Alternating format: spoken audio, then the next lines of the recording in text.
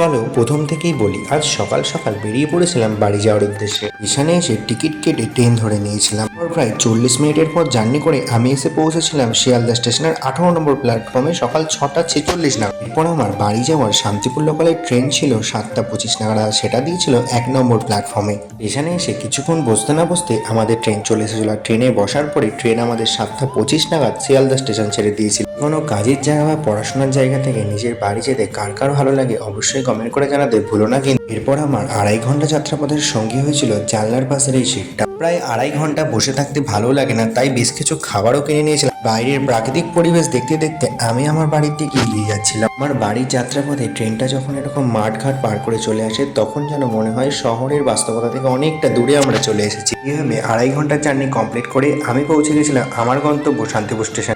করতে ভুলো না কিন্তু।